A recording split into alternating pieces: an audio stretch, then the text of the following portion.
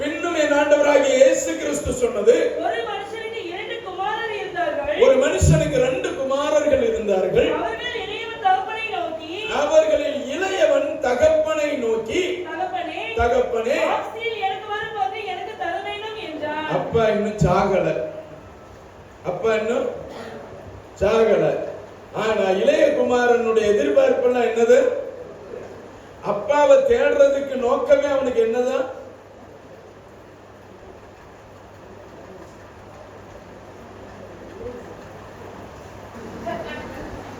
உயிருள்ள சபைக்கு தான் நான் பிரசங்கம் பண்றேன்றது இப்ப தெரிஞ்சிருச்சு. அல்லேலூயா, அல்லேலூயா, அல்லேலூயா.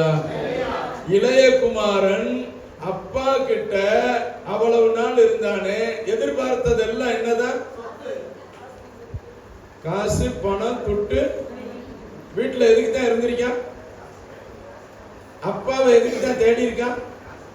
ஞாயிற்றுக்கிழமை எதுக்கு தான் வந்தான்? காசு, காசு. எனக்கு தாங்க ஆண்டவரே, எனக்கு தாங்க ஆண்டவரே, எனக்கு தாங்க ஆண்டவரே. உங்ககிட்ட மட்டும் வச்சிருக்கிறீங்க, உங்ககிட்ட மட்டும் இருக்கு, எனக்கு தாங்க ஆண்டவரே. அல்லேலூயா, அல்லேலூயா. அப்பாவை புரிந்து கொள்ளாத இளைய குமாரன், அப்பாவை, அந்த மூத்த பிள்ளை, பீத்த பிள்ளை, அந்த பீத்த பிள்ளை என்ன செஞ்சிச்சுன்றதுன்னு தெரியல. பார்த்துடலாம். எனக்கு அருமையான கர்த்தருடைய பிள்ளையே, இந்த இளைய குமாரன் அப்பா கிட்ட இருந்தப்ப எல்லாம் அவனுடைய நோக்கம் என்னன்னா, அப்பாட்ட எதையாவது கறந்துடணும், அப்பாட்ட எதையாவது வாங்கிடணும், அப்பாட்ட எதையாவது ஒண்ணு எடுத்துட்டு போயிடணும், அப்பா சம்பாதிச்சு வச்சிருக்கிறதுல எதையாவது ஒண்ணு சுதந்திரித்துக் கொள்ளணும். அல்லேலூயா, அல்லேலூயா. எனக்கு அருமையான தேவனுடைய பிள்ளையே, இளைய குமாரனுடைய எதிர்பார்ப்புகள் எல்லாம் அப்பா கிட்ட இருந்து ஏதாகிலும் கிடைக்குமா? சொத்தை பிரிச்சு கொடு, காசை பிரிச்சு கொடு, பரலோகத்தின் நன்மை எனக்கு கொண்டா, இதுதான் கேள்வியா இருந்தது. தகப்பனுடைய இருதயத்தை இன்னும் புரிஞ்சுக்கல. அல்லேலூயா. சொத்து எப்பதான் பிரிச்சு கொடுப்பாங்க? எப்ப கிடைக்கும்? ஒரு காலகட்டம் வரும் பொழுது சரியான நேரத்துல அப்பா கொடுப்பாரு. அல்லேலூயா. நீ உண்மையிலே பிள்ளையா இருந்தா கொடுப்பாரு. கொடுப்பாரா, கொடுக்க மாட்டாரா? பக்கத்துல மூஞ்ச பார்த்து சொல்லுங்க. அப்பா கொடுக்க மாட்டாருன்னு உனக்கு டவுட் இருந்துச்சுன்னா, அல்லேலூயா, உன் உறவு முறையிலே நீ சந்தேகப்படுறன்னு அர்த்தம். அல்லேலூயா. எத்தனை பேருக்கு புரிஞ்சிச்சு? எத்தனை பேருக்கு புரிஞ்சிச்சு? அப்பா கொடுப்பாரா கொடுக்க மாட்டாரு நீ குழப்பத்திலேயே இருந்தன்னா, உன்னுடைய உறவு முறையிலேயே எங்கே குழப்பம் இருக்குன்னு அர்த்தம். ஆமென். அப்பா கொடுப்பாரு.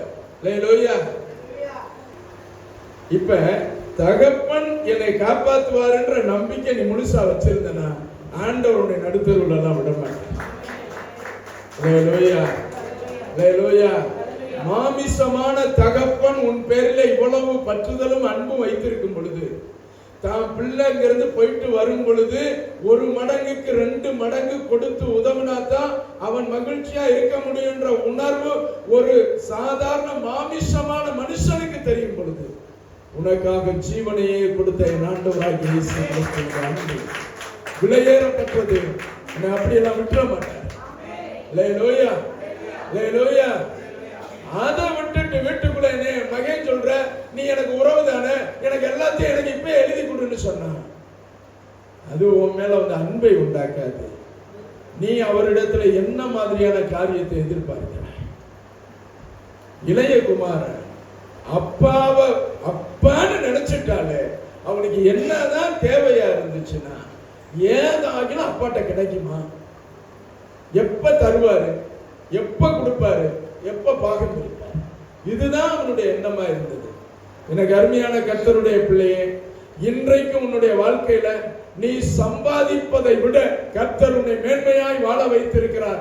எவ்வளவோ காரியங்களை செய்து கொண்டிருக்கிறார்.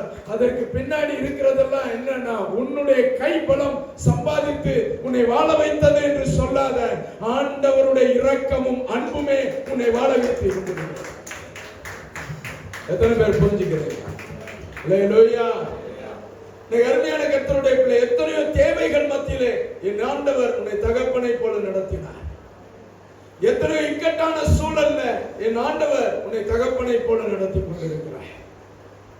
தேவைகள் மத்தியிலும், நெருக்கத்தின் மத்தியிலும், வியாகுலத்தின் மத்தியிலும் என் ஆண்டவர் உன்னை ஆறுதல் படுத்தி நடத்துகிறாரே. ஆனால் நீங்களும் நானும் ஆண்டவருடைய சமூகத்திலே எதற்காக நிற்கிறோம்? ஏதாகிலும் கொடுப்பாரு, தா தா தா தான்னு கேட்கிறதுக்காக நிற்கிறாயா? அல்லது ஆராதனை நேரத்துல என்னை ஏன் ஆண்டவரே இப்படி வச்சிருக்கிறீங்க, என்னை ஏன் ஆண்டவரே இப்படி வச்சிருக்கிறீங்க, என்னை ஏன் ஆண்டவரே இப்படி வச்சிருக்கிறீங்க, அதற்காக வந்தாயா? என்னுடைய வாழ்க்கையில மட்டும் ஏன் இப்படி போராட்டம் ஆண்டவரே, அதற்காக வந்தாயா? ஒன்றும் இல்லாததிலிருந்து ஒன்றை உருவாக்கி வைத்திருக்கக்கூடிய தேவனாகிய கர்த்தருக்கு மகிமையை செலுத்துவோமா? ஹல்லேலூயா. எனக்கு அருமையான தேவனுடைய பிள்ளையே, இளைய குமாரன் தகப்பனிடத்தில் இருந்த நாட்கள், நேரங்கள் எல்லாம் அவனுடைய எதிர்பார்ப்பு என்னவா இருந்துச்சு? ஏதாகிலும் அப்பாட்ட இருந்து கறந்துடணும், ஏதாகிலும் அப்பாட்ட இருந்து தட்டிட்டு போயிடணும், அப்பாட்ட இருந்து எதையாகிலும் ஒரு பங்கை பிரிச்சிடணும். இதுதான் உணர்வா இருந்தது. வாசிங்க. அந்தபடி அவன் அவர்களுக்கு தன் ஆஸ்தியில் பங்கிட்டு கொடுத்தான். என்ன அவன் தொல்லை, நச்சரிப்பு தாங்க மாட்டேங்குது. பாஸ்டிங் போட்டாலும் எதுக்கு தான் போடுறான்? பாஸ்டிங் போட்டாலும் எதுக்கு தான் போடுறான்? ஹல்லேலூயா. ஆமா, என் பிள்ளைக்கு ஆண்டவரே, எங்க வீட்டுக்காரருக்கு ஆண்டவரே, என் வேலைக்கு ஆண்டவரே, என் வீட்டுக்கு ஆண்டவரே, இஎம்ஐ கட்டணும் ஆண்டவரே, ஈய விரட்டணும் ஆண்டவரே, சாக்கடை அல்லணும் ஆண்டவரே. ஹல்லேலூயா. பாஸ்டிங் போட்டாலும் எதுக்கு தான்? ஹல்லேலூயா. ட்ரெயின்ல இருந்து தள்ளி விட்டுட்டாங்க ஆண்டவரே. 4 வயசு பிள்ளைய, 4வது படிக்கிற பிள்ளைய கற்பழிச்சுட்டாங்க ஆண்டவரே. ஆண்டவரே, 8வது பிள்ளைய ஒரு ஸ்கூலே சேர்ந்து பாலாக்கிருச்சு ஆண்டவரே. ஆண்டவரே, போதை வஸ்துக்களால வெறும் வலி நிவாரணி மாத்திரைகளை எடுத்து ஆண்டவரே புறாத்தை பேரை அழிச்சிட்டு போதை மாத்திரைன்னு சொல்லி 10 ரூபா மாத்திரையை 200 ரூபாய்க்கு வித்து இவங்களே ஊசியும் போட்டு போதையில ஒரு பெரும் கூட்டத்தை அழிக்கிறாங்க ஆண்டவரே. இந்த போதை கும்பல், இந்த போதை மாப்பியாக்கள்கிட்ட இருந்து என் தேசத்தை காத்துக்கொள்ள ஆண்டவரே. பக்கத்துல பார்த்து இப்ப ஆமீன் போட்டு எத்தனை நாள் பாஸ்டிங் போட்டேன்? ஹல்லேலூயா, ஹல்லேலூயா. தேசத்துக்காக ஒரு நாள் ஜெபம் கிடையாது, தேவனுடைய ராஜ்யத்திற்காக ஒரு நாள் ஜெபம் கிடையாது, அழிந்து போகிற ஆத்துமாக்களுக்கு கிடையாது. எப்ப பார்த்தாலும் பிளாஸ்டிக் இருக்கிறேன், ரெட்டு உடுத்தி இருக்கிறேன். எதுக்கு?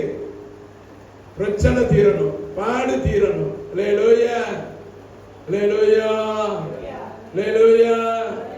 இந்த கடன் அடைக்கிறதுக்கு எவன்ட்ட கடை வாங்கலான்னு தானே யோசிக்கிறேன். உனக்கு எப்படி பாடு தீரும்? ஆமென். எப்படி போராட்டம் தீரும்? யார காலையில எந்திரிச்சோன்னு எவன்டா காசை கறக்கலான்னு தானே பாக்குற. எப்படி போராட்டம் தீரும்? யாரையாவது அப்படி தட்டி தூக்கி காசை பிழிஞ்சு எடுத்து. ஹல்லேலூயா. தேவனை சார்ந்து வாழ்கிறவர்களுக்கு ஒரு நன்மை குறைவு. வாசிங்க. சில நாளைக்கு பின்பு எல்லாத்தையும் கொடுத்துட்டாரு. போய் தொலை, உன் நச்சரிப்பு தாங்க முடியல. பாஸ்டிங் போட்டாலே எப்ப பார்த்தாலும் நொய்யு நொய்யுன்னு என் புருஷன், என் பிள்ளை, என் குடும்பம், என் வேலை, என் வண்டி, என் பைக்கு, என் கார். ஹல்லேலூயா. நொய்யுன்னு என்ன வேணும்? எல்லாத்தையும் கொடுத்துடு. போ, என்னதான் செய்யறேன்னு பார்ப்போம்.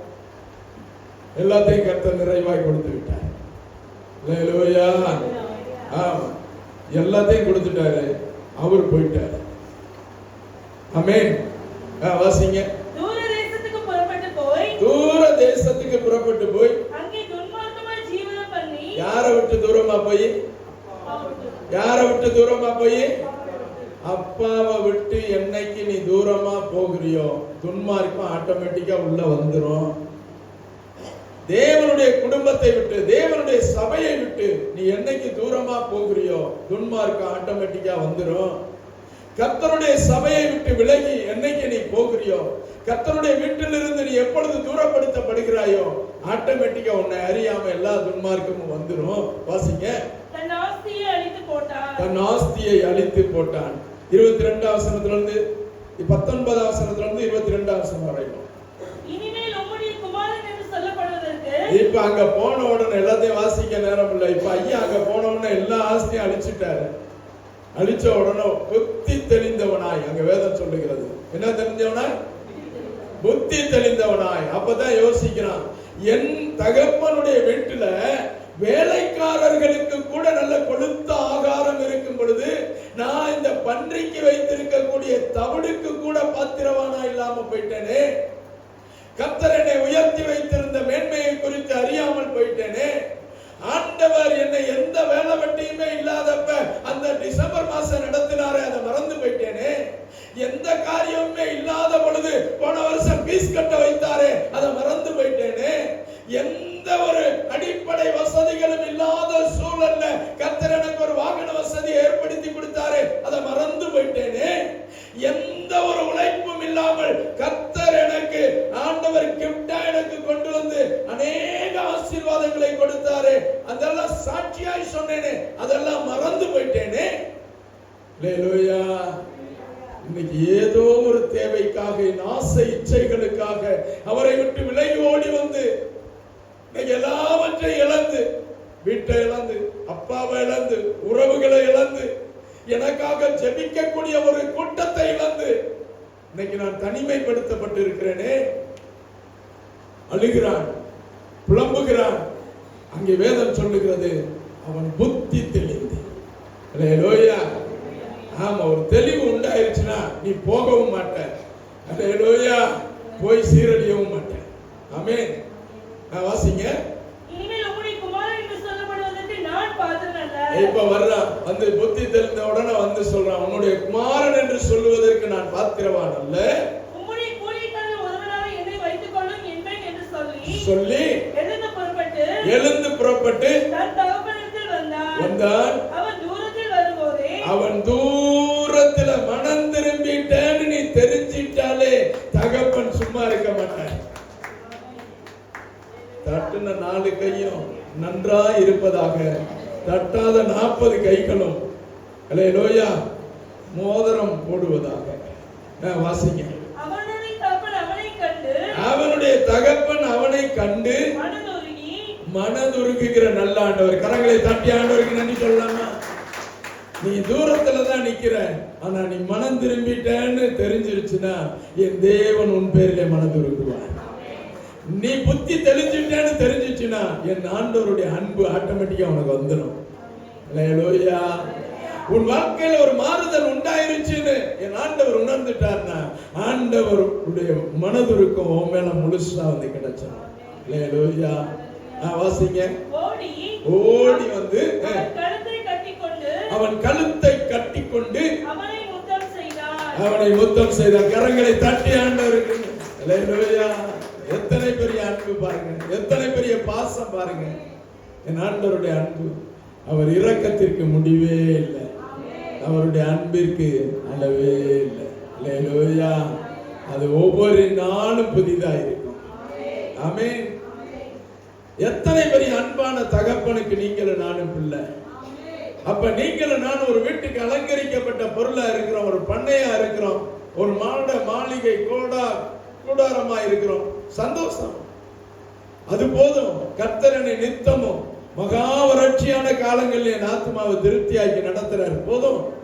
அல்லேலூயா. அல்லேலூயா. அந்த வாழ்க்கைக்கு, அந்த உணர்வுக்கு உங்களை ஒப்பு கொடுப்பேன்னா நீ அலங்கரிக்கப்பட்ட மனுஷனாக அந்த உலகத்துல வாழுவேன். அல்லேலூயா. வாசிங்க. குமாரன் தகப்பனை நோக்கி, தகப்பனே வரத்திற்கு விரோதமாகவும் உமக்கு முன்பதாகவும் பாவம் செய்தேன். இனி உம்முடைய குமாரன் என்று சொல்லுவதற்கு நான் பாத்திரன் அல்ல என்று சொன்னான். அப்பொழுது தகப்பன் தன் ஊழியக்காரனை நோக்கி, நீங்கள் உயர்ந்த வஸ்திரத்தை கொண்டு வந்து, கரங்களை காட்டி. அப்பாவுடைய அன்பு சும்மா இல்லைங்க. அல்லேலூயா.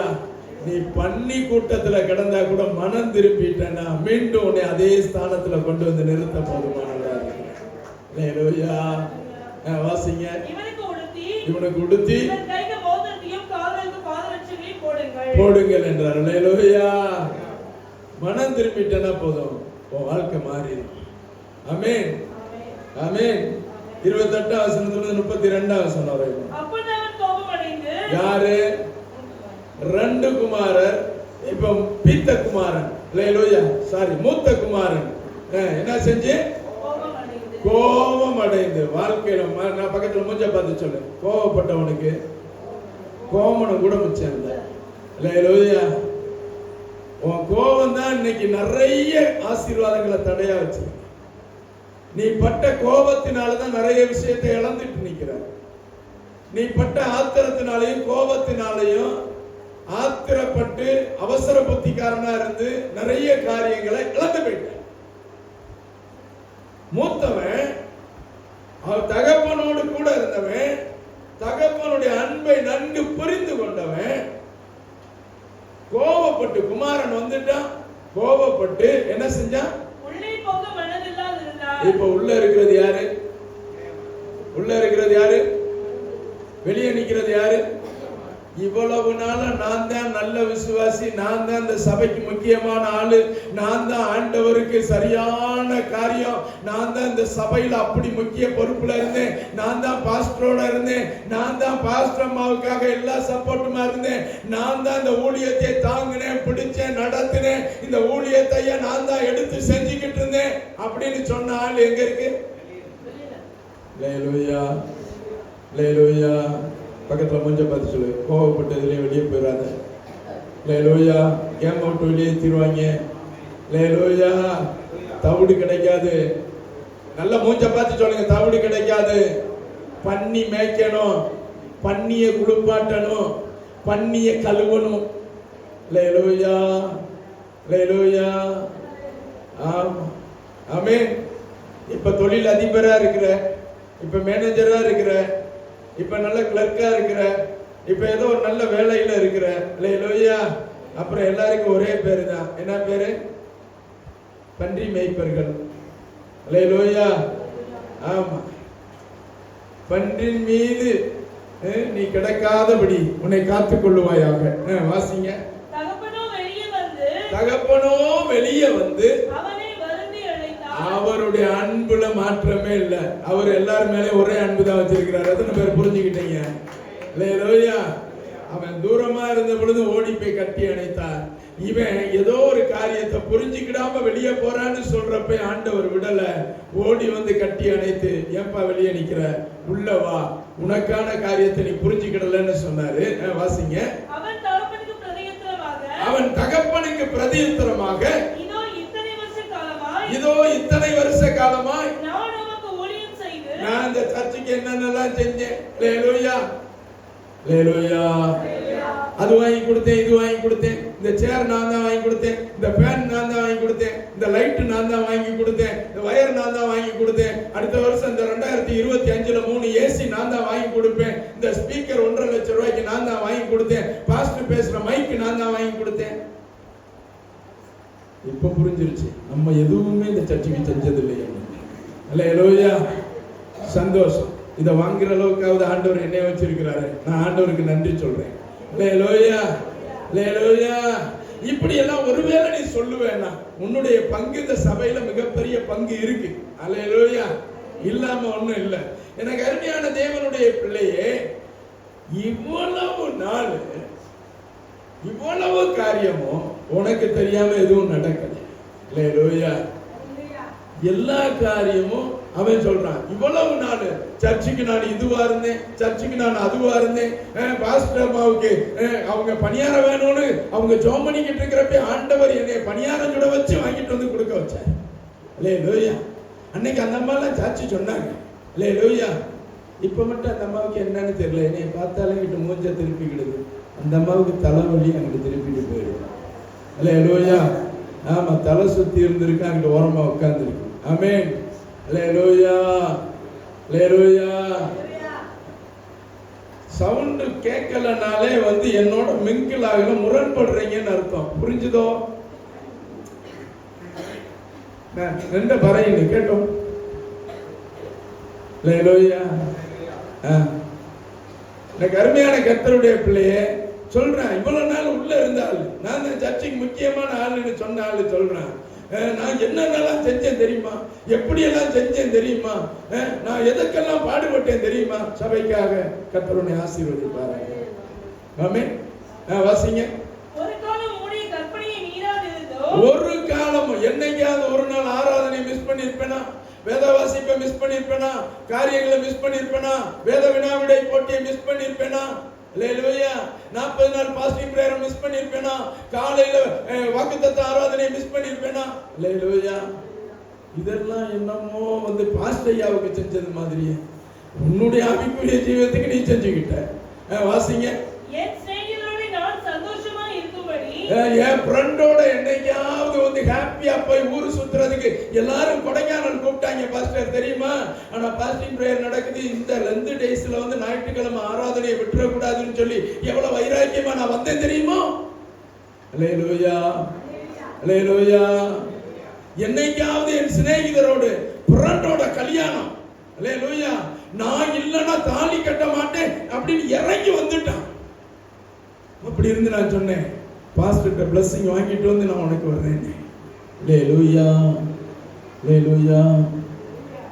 அப்படிலாம் நீங்க இல்லையோ? இல்ல, நீங்க அப்படி பிள்ளைங்க தான். ஆமா, வாசிங்க. நீர் ஒரு காலம் எனக்கு ஒரு ஆட்டுக்குட்டியாவது கொடுக்கவில்லை. என்னைக்காவது ஒரு நாள் போயிட்டு வாப்பான்னு சொன்னீங்களா? அல்லேலூயா.